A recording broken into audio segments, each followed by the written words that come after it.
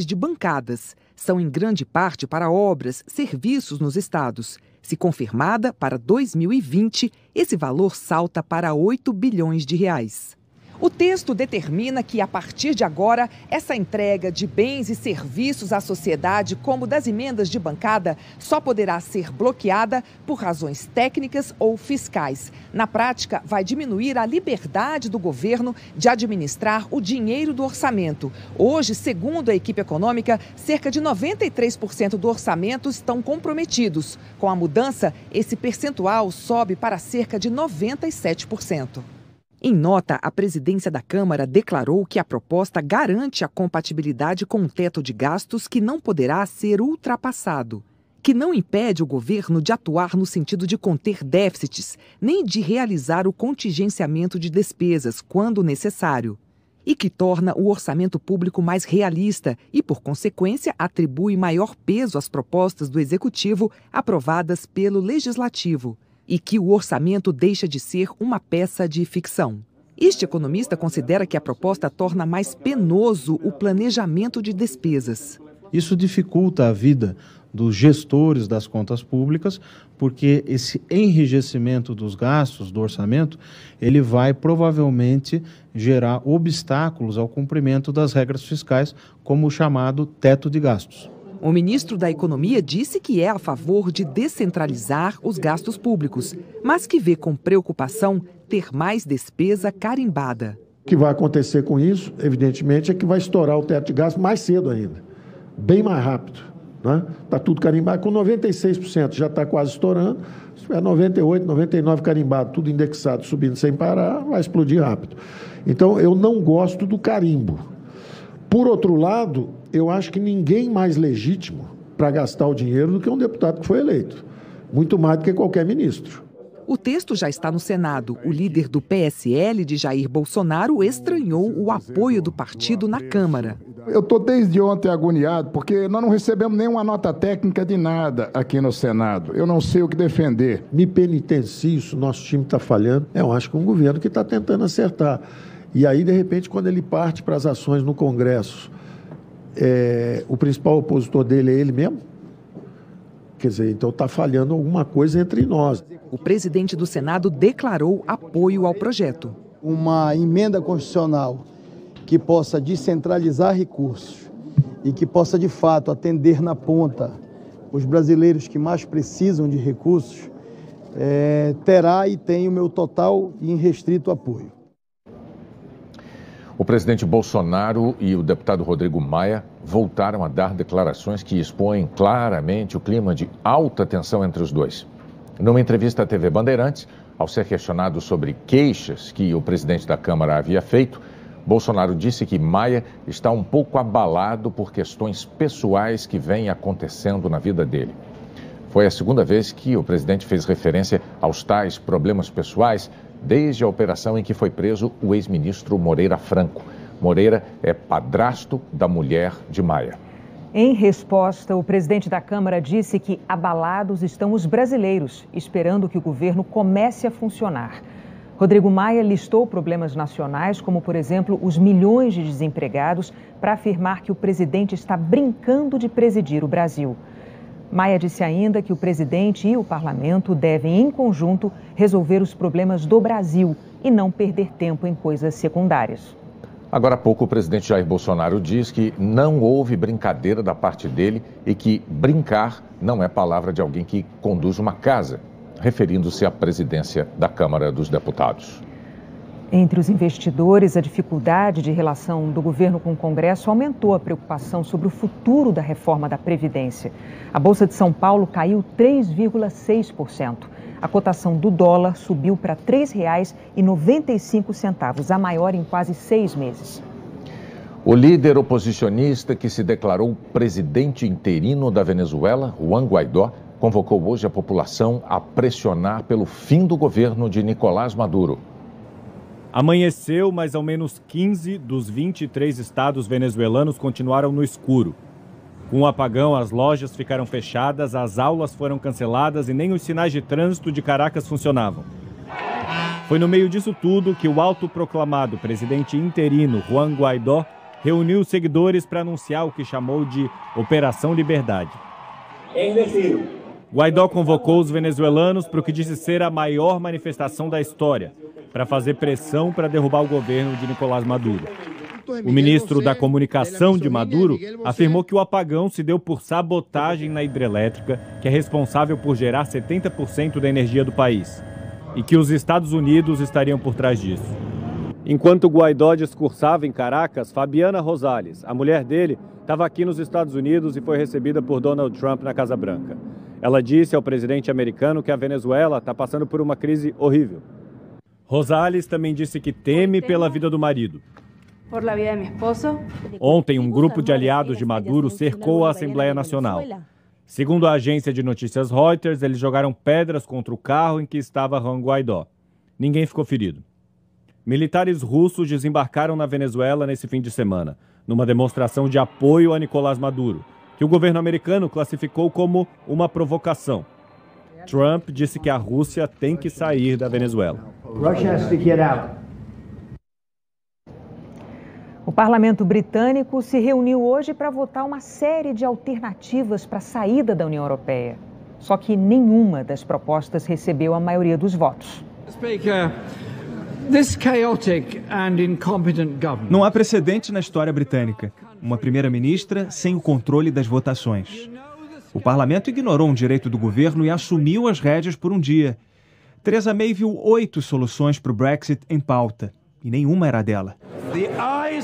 A lista tinha de tudo: a possibilidade de um segundo plebiscito, de uma separação sem acordo, de continuar no mercado único europeu.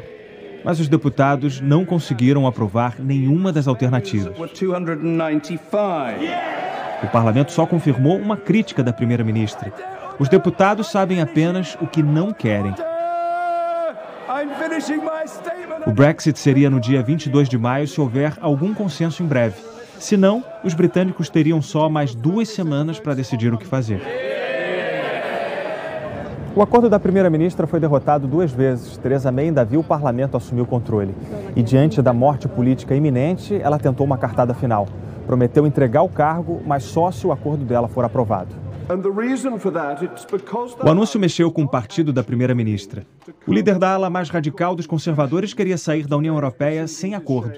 Mas agora aprovaria o acordo. Melhor meio pão do que pão nenhum. O medo dele e de outros é que o Brexit nunca aconteça se continuar o impasse. Theresa May ainda teria muitos votos para virar. Antes, precisa convencer o presidente da Câmara a colocar o acordo em votação. John Bercow citou o regimento da Casa. A proposta do governo só iria a voto pela 3ª vez se houvesse uma mudança substancial. E a única novidade é a cabeça da primeira-ministra na bandeja.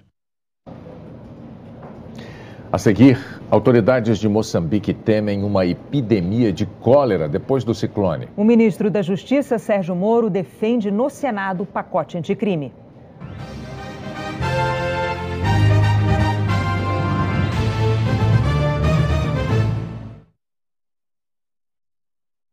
Você usa maquininha de cartão no seu negócio? Então eu tenho uma dica para você. Compare e comprove, porque a Safra Pay é a única máquina que você não compra nem paga aluguel. Compare e comprove, porque aqui 100 dias de taxa zero é de verdade. Compare e comprove, porque após os 100 dias você tem as menores taxas do mercado. Comparou? Comprovou? Então não compre e não pague aluguel. Mude para Safra Pay. Acesse safrapay.com.br e peça já a sua. Hoje, depois do Jornal Nacional, Neide tem a chance de descobrir a verdade sobre a filha. Se foi nessa camisa que você envolveu o seu bebê recém-nascido, a Luz é a sua filha. 9h30, Fluminense e Flamengo vão decidir uma vaga na final da Taça Rio. E logo depois, a disputa continua quente na reta final do Big Brother Brasil.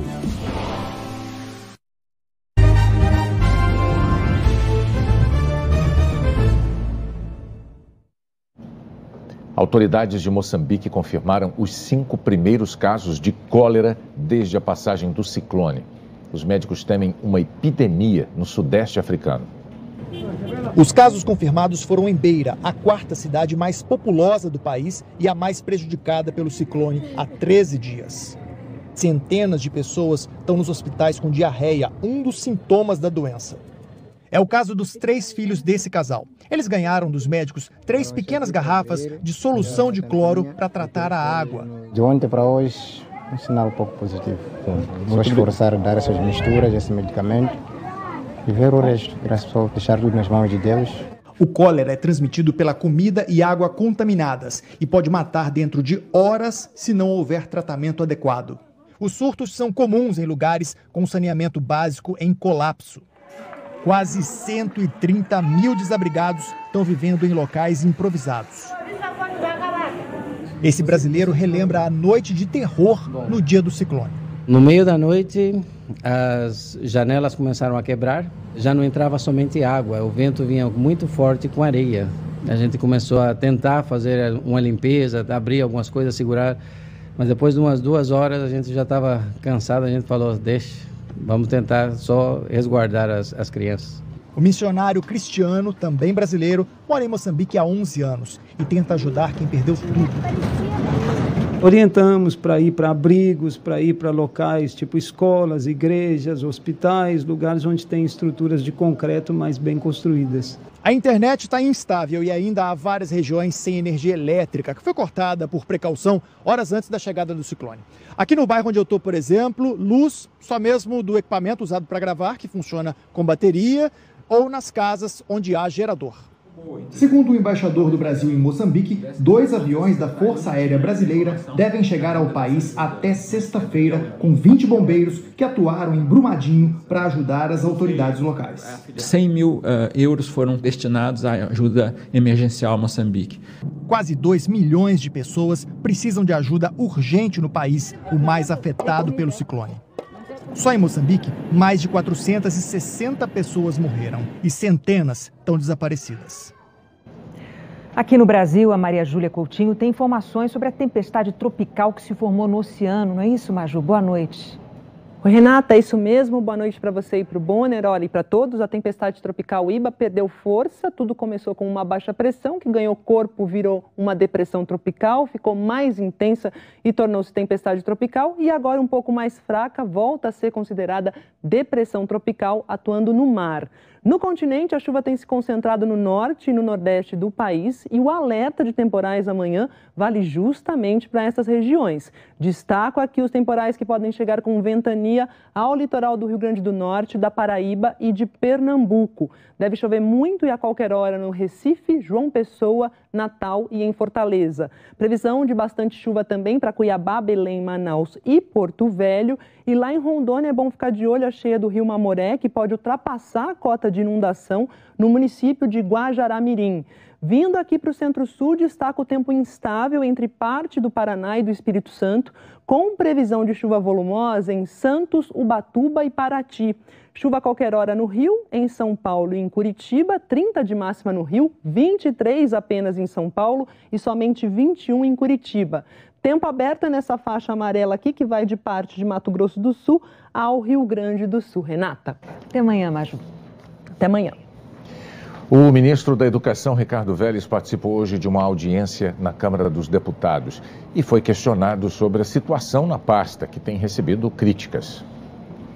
Na primeira visita que fez à Comissão de Educação da Câmara, o ministro Ricardo Vélez Rodrigues ouviu várias perguntas sobre a última crise no Ministério, que ontem culminou com a saída do presidente do INEP.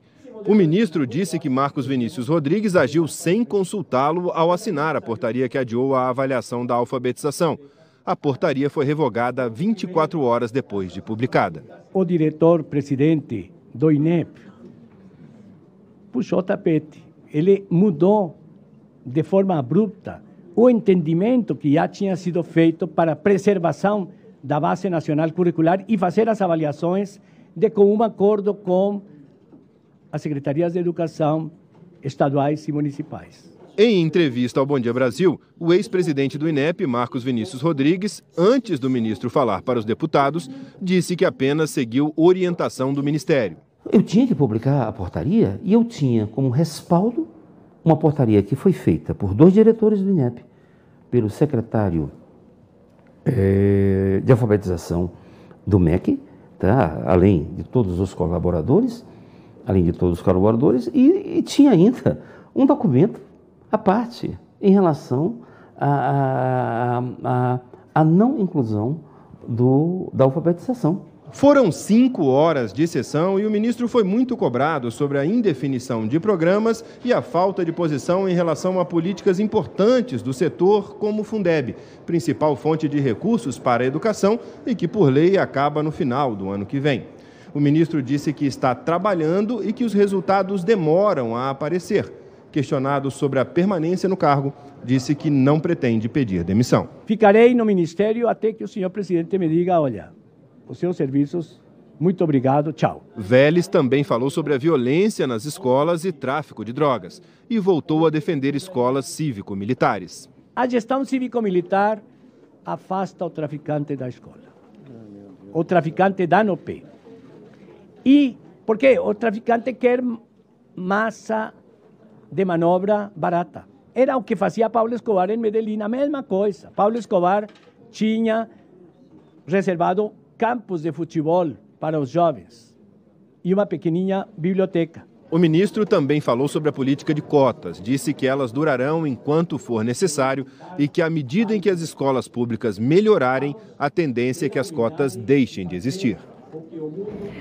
O ministro da Justiça e Segurança Pública, Sérgio Moro, participou de uma audiência na Comissão de Constituição e Justiça do Senado e voltou a defender o pacote anticrime enviado ao Congresso. Foram 5 horas e meia explicando o pacote anticrime. Sérgio Moro voltou a defender a prisão após a condenação em segunda instância. Sei que é um tema controvertido, não é? Respeito as opiniões em contrário, mas o fato é que, se o processo penal não chega ao fim em tempo razoável, de nada adianta nós elevarmos penas de crimes, tornarmos o sistema mais rigorosos, se não há perspectiva real da aplicação da lei. O pacote anticrime está tramitando na Câmara. Um grupo de trabalho uniu pontos do pacote de Moro com pontos de outro pacote, coordenado pelo ministro do Supremo Tribunal Federal, Alexandre de Moraes. Ontem, o ministro Alexandre explicou que o projeto dele tem foco na segurança pública, mas que as medidas contra organizações criminosas também têm efeito no combate à corrupção. Hoje, Moro disse que há pontos em comum nos 2 projetos, mas que o dele vai além. O meu projeto é um pouco mais amplo, tem medidas diferentes. Por exemplo, a execução em segunda instância. No projeto do ministro Alexandre, tem também algumas medidas que não estão no meu. Mas aí vale aquela velha história, aquele velho ditado, né? Não importa a cor do gato, importa que ele pega o rato. Se a legislação é boa, não importa quem é o autor, vamos aprová-los. Mas Moro deixou claro que prefere desistir da tramitação do pacote anticrime se houver alguma tentativa de retirar do texto os trechos que tratam de corrupção. Eu, particularmente, se houvesse uma solicitação dessa espécie, eu jamais concordaria. Eu acho que os 3 temas estão relacionados, aí eu preferia tirar o projeto, né? Eu acho que, enfim, é preciso dar uma resposta aos anseios da sociedade em relação a esses 3 problemas em conjunto. Ontem, o relator do grupo de trabalho aqui da Câmara admitiu a possibilidade de retirar o trecho sobre prisão após condenação em segunda instância. Diz que seria uma estratégia para facilitar a aprovação de outros pontos. Hoje, ele mudou de versão. Às vezes, com mal entendido da questão da forma como eu me expressei. Eu sou plenamente favorável à manutenção da prisão em segunda instância e vou manter no meu relatório. O presidente da Câmara, Rodrigo Maia, já disse que o projeto do ministro Alexandre de Moraes é prioridade, mas defendeu a manutenção da execução da pena em segunda instância na proposta.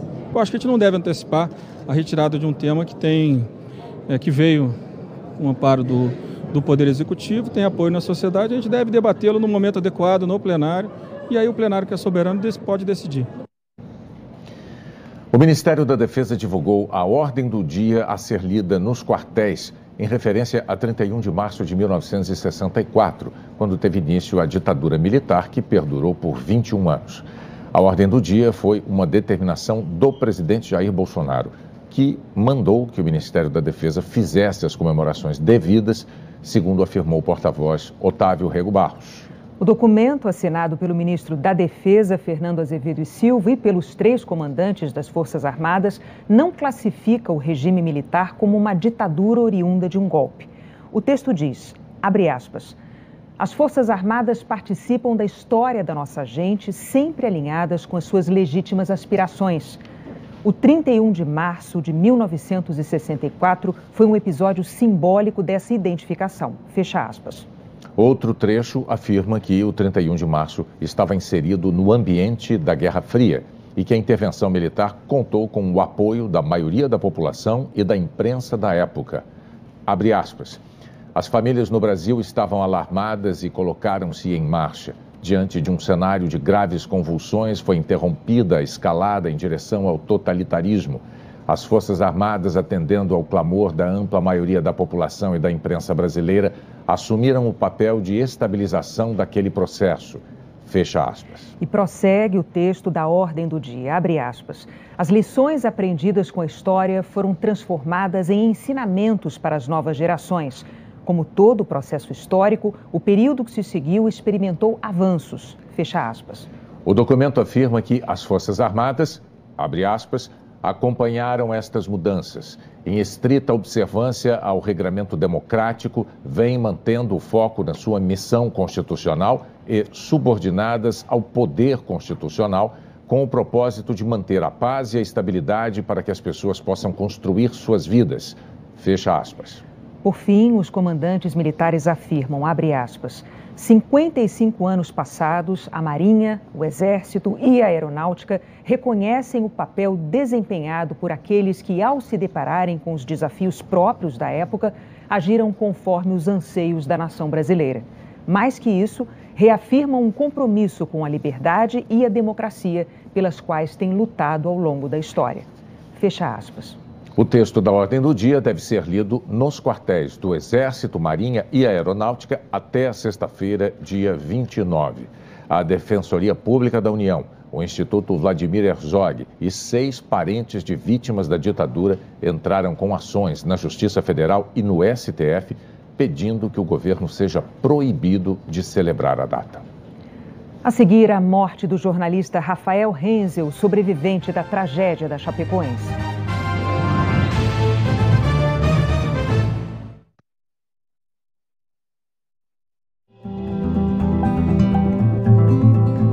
A Cooper tem um programa que é o Cooper Jovem e eles têm vários trabalhos, projetos que são linkados entre as crianças, os professores, capacitações para que a gente consiga trabalhar cooperativismo dentro da escola. Tudo que eu aprendo, eu também passo para minha família, para que eles também aprendam a ser cooperativistas. E faz um trabalho buscando um mundo melhor, buscando práticas melhores. Cooper 75 anos, a cooperativa que você fez.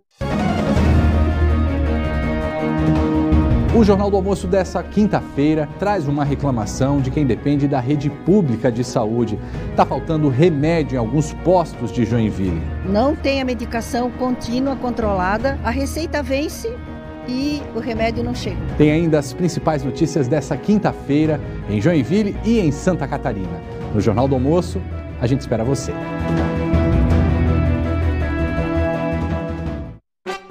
O Condor tem a maior variedade e as melhores ofertas de ovos e chocolates para deixar a sua Páscoa ainda mais deliciosa. Ovo de Páscoa Kinder Star Wars Clube Condor, R$ 38,90. Açúcar Caravelas Clube Condor, R$ 8,39. Leite em polinho Clube Condor, R$ 9,90. Amaciante Comfort 1 litro, R$ 14,98. Cliente Clube Condor leva 3, paga 2. Contra filé sem osso, R$ 21,90 o quilo. Cerveja Stella Artois 310 ml, R$ 2,79. Beba com moderação. Páscoa com variedade e economia é no Condor.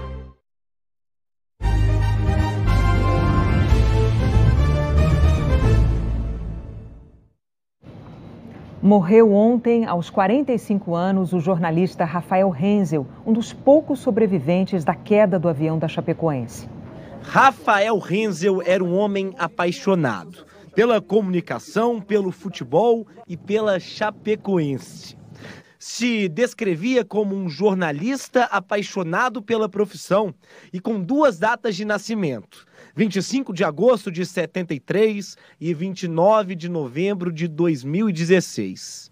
Naquele dia, embarcou no avião da Lamia, que levava a Chapecoense para a decisão da Copa Sul-Americana em Medellín, na Colômbia. Foi um dos 6 sobreviventes da tragédia que matou 71 pessoas. Depois do acidente, escreveu Viva como se estivesse de partida, título que era também o tema das palestras que dava por todo o Brasil. Quando voltou a narrar jogos da Chapecoense, colocou ainda mais emoção nos gols. Um gol extremamente importante. Extravase, chore, Rafael. No jogo entre Brasil e Colômbia, em homenagem às vítimas da tragédia de Medellín, Renzel foi convidado por Galvão Bueno para dividir a cabine de transmissão. Cruzamento para dentro da área, Robinho, a bola não chega, acaba cortando ali o Bocanegra. Ontem à noite, Rafael Renzel sofreu um infarto durante uma partida de futebol com os amigos. A morte do jornalista repercutiu nas redes sociais. Clubes de todo o país enviaram mensagens de solidariedade à família de Rafael Renzel, assim como o Atlético Nacional de Medellín. Hoje, no velório, os outros sobreviventes brasileiros da tragédia, Neto, Alan Ruschel e Jackson Follmann, homenagearam o amigo. Jogadores da Chapecoense e do Criciúma também estiveram presentes. Esse foi o momento em que o corpo de Rafael Renzel foi levado ao cemitério no carro do Corpo de Bombeiros. Foi o último adeus de uma cidade que o acolheu tão bem desde a sua chegada a Chapecó. Natural de São Leopoldo, no Rio Grande do Sul, Renzel se mudou para Chapecó ainda adolescente e logo se tornou um ícone da cidade catarinense. É uma grande perda para Chapecoense, para nós, para a família Chapecó. Vamos sentir falta dele nos jogos. Rafael Renzel deixa mulher e um filho. E em cada torcedor, um coração que transborda de emoção. Para fazer meu coração transbordar de felicidade mais uma vez. A Boeing anunciou hoje mudanças no manual e no programa de computador que controla o sistema de sustentação do modelo 737 MAX. Todos os pilotos vão passar por um novo treinamento para voar nesses aviões. Representantes da Agência Reguladora de Aviação dos Estados Unidos disseram a senadores americanos que as mudanças propostas pela Boeing ainda devem ser analisadas por um comitê. Ontem, o jato 737 MAX 8 de uma companhia americana fez um pouso de emergência em Orlando por causa de problemas técnicos. Ele não transportava passageiros. Os voos comerciais com essa linha de aviões foram suspensos no mundo todo, depois de 2 acidentes em menos de 5 meses. Em 29 de outubro do ano passado, um avião caiu na Indonésia, matando 189 pessoas. E agora, no último dia 10 de março, outro 737 MAX 8 caiu na Etiópia. 157 pessoas morreram. As mudanças anunciadas hoje pela Boeing são no manual e no programa de computador que controla o sistema de sustentação da linha 737 MAX. We're working with pilots. A empresa disse que levou 200 pilotos e especialistas para conhecerem as novidades e que foram adicionadas medidas de proteção para o caso de os sensores fornecerem dados errados sobre a inclinação da aeronave. A proposta da Boeing é que antes de voltarem a voar com 737 MAX, todos os pilotos façam um novo treinamento de 21 dias, inclusive com o uso de simulador. Segundo a empresa, não há prazo para implementar as mudanças, porque isso depende de certificação das agências reguladoras em cada país. O Jornal Nacional termina aqui. Depois de O Sétimo Guardião, tem futebol na Globo. Em seguida, o BBB e o Jornal da Globo. Boa noite. Uma boa noite e até amanhã.